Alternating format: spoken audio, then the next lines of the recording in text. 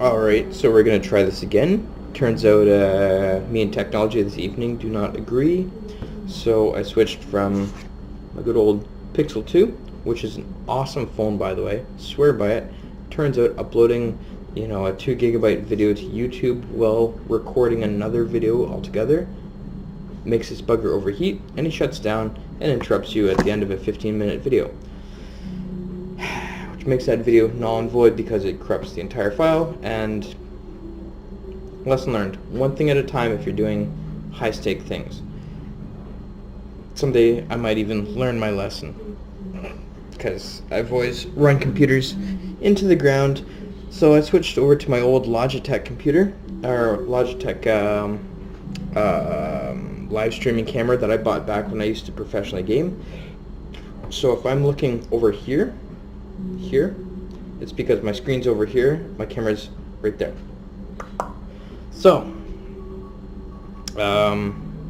it also turns out that this speaker's a little bit more selective, so unlike my cell phone where I can just rant and ramble without worrying about distance to the speaker, I have to project. So that's fun because now my neighbors know what I'm ranting about, and I get to look back and forth between the speaker and my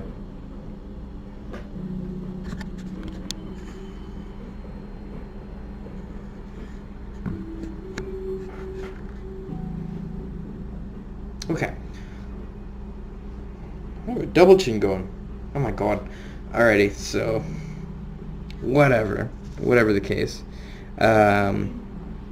This video is supposed to be about what we call emotional modulation.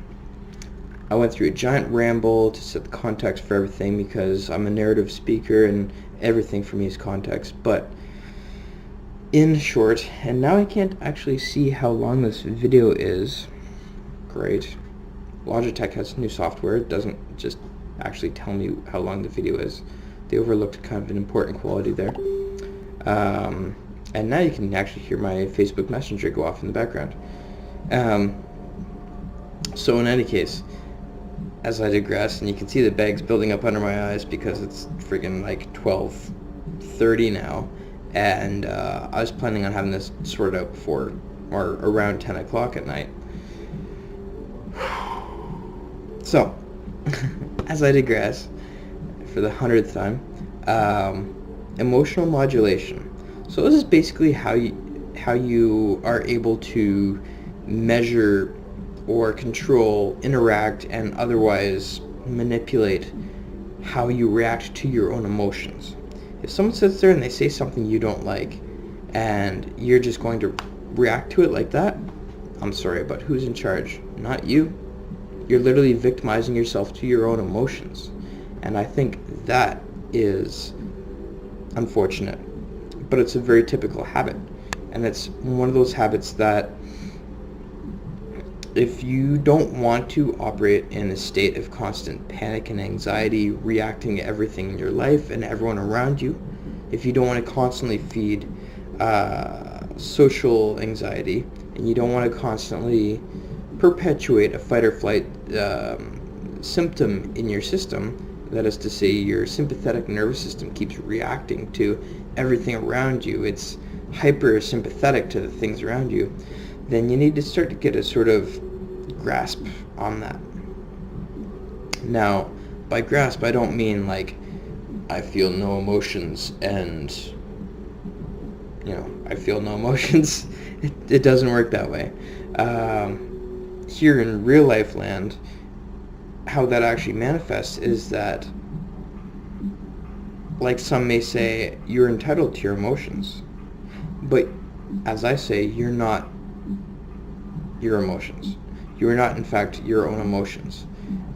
It's like in Buddhism we say, people don't make stupid actions. People don't take stupid actions. More specifically, people aren't, I butchered that quote, people are not stupid. They do stupid things. If they identify with their actions, then they're identifying with something stupid. If you can be emotional, I mean, to a certain extent you can be reactive too. You get to weigh the pros and cons of that. I recommend against it. but I've been spoilt in that regard. You need to understand how to, well, modulate your emotions. We can't just act on our emotions. I can tell you right now, I had 4 slices of pizza for dinner tonight at like 10 o'clock at night. The gluten's kicking my butt. My stomach is looking ridiculous at this point because of inflammation and all that fun stuff. I didn't need to. I should have modulated that. I didn't owe it to myself. I didn't any of these things. The same thing applies for when someone says something that aggravates you. Are you going to be aggravated? Do you owe it to yourself to be aggravated? You can feel this thing, but you don't need to express this thing. You need to understand where that feeling's coming from. And by understanding it gives you a giant, very important foothold into your own emotions. If you can sit there and take the time while you're angry or aggravated, I don't know, sit cross-legged if you need to, go sit in the corner and just sit with yourself and just reflect on the fact that, this thing has upset me.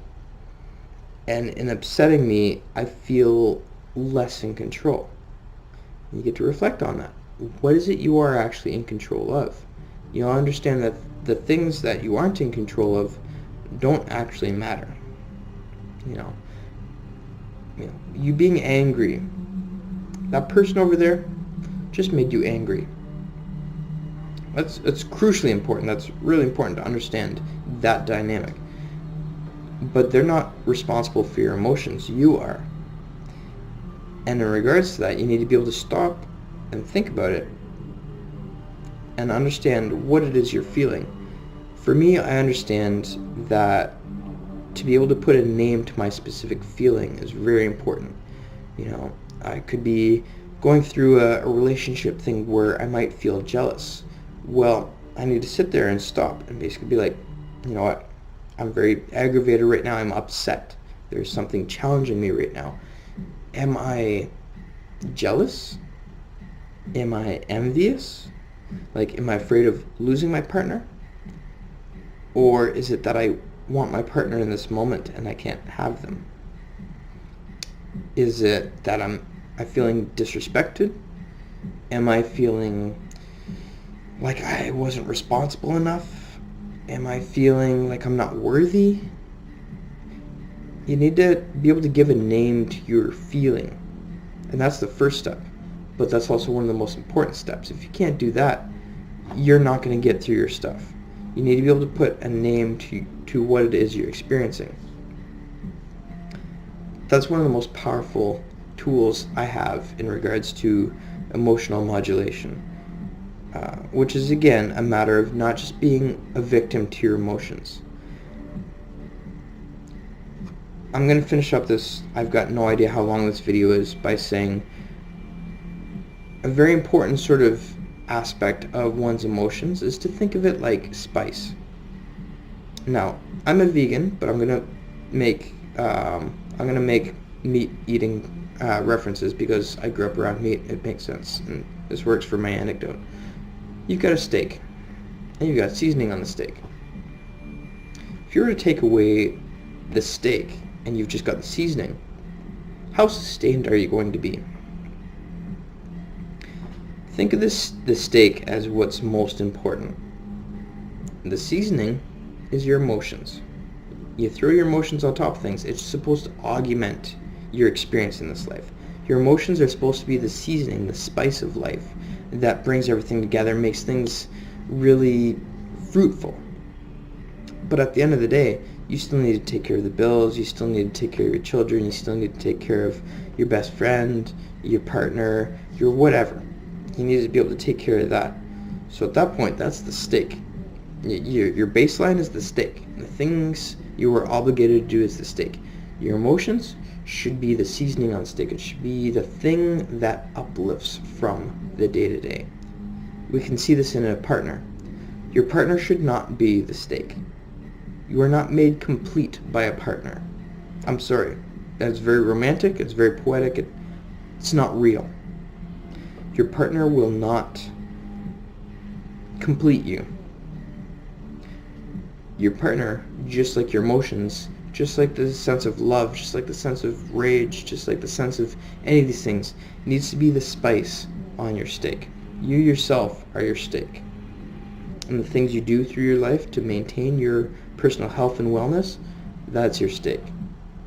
Things like your elevated emotions, your partner, girlfriend, boyfriend, otherwise significant other, or significant others, I'm kind of progressive that way, they need to be your seasoning, your spice on your steak.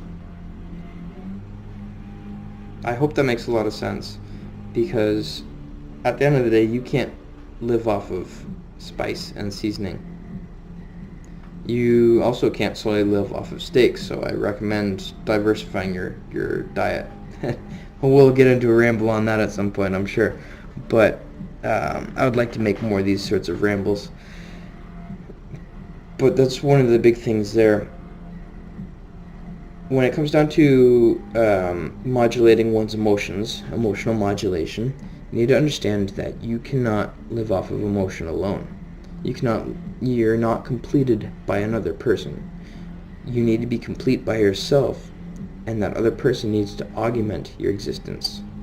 You need to be complete without your emotions. You need to have your baseline covered, and then your emotions need to augment what it is you want in life. Without these sorts of things, we get very distracted by what's important, or we get distracted from what's important by things that make us feel good. But the things that make us feel good are very fleeting. When they come and go, what do we have left? I personally like to drink. I've been fighting that for a long time. It's become a little bit of a problem. I've also come to understand that responsible drinking has been, drinking water right now, so there's that.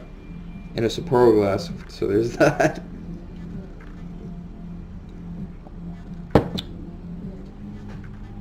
Things like addictions need to be done responsibly. And for many people, some of my favorite people in my life, their addictions are relationships. Their addictions are other people. Their addictions are sex. Their addictions are romance. Their addictions are exploring alternative lifestyles or alternative relationship patterns, let's say polyamory, open relationships, these sorts of things. I have no problem with those. In fact, I strongly encourage people experiment with them. It's a giant learning curve. Many people, this works great for them. Many people, it does not. But at the end of the day, you need to recognize that other people can only augment your life. They cannot, in fact, complete your life. They cannot fulfill you. Where you might feel like a part of a person and you're expecting another part of a person. I'm sorry, but that is what we call a narcissy, and it is a distraction from something that can make you feel complete. We can't just practice serial monogamy and think for a second that this is going to fulfill us. And you can't just bounce from relationship to relationship. But some of those people, they'll be like, okay, well, I need a dedicated relationship, but I want to see other people on the side. They're still looking for something to fulfill that, usually. Again, people that practice open relationships or polyamory or these sorts of things, it can work. I've done it myself in both regards, and as it turns out, I'm actually quite good at it. But at the end of the day, it needs to be right for that person, or for that person at that time in their life. In that case, I'm digressing again. At the end of the day, my big takeaway I'm trying to offer for this particular video, which I've got no idea, but it's probably amounting to like 20 minutes at this point, is please recognize that other people can't complete you. They can only augment you. Your emotions are the same thing. You are not your emotions. They need to be the spice of your life. At that point, if you've got a grasp on that, I can promise you you're already on the right track. If there is a right track. There's as many paths as there are pilgrims, but this is an insight I've observed through a number of relationships of my own and as an outside viewer on many other relationships to people that are close to me or otherwise. So I hope that made sense. I need to find out the hard way whether or not this program has worked, because I literally downloaded it just now to try and sort this out while my cell phone cooled down. It's working evidently, so that's good. I've got 4 messages. Let's see what happens. Alrighty. Hope this has been insightful or educational, and cheers. Thanks for listening to my rambles.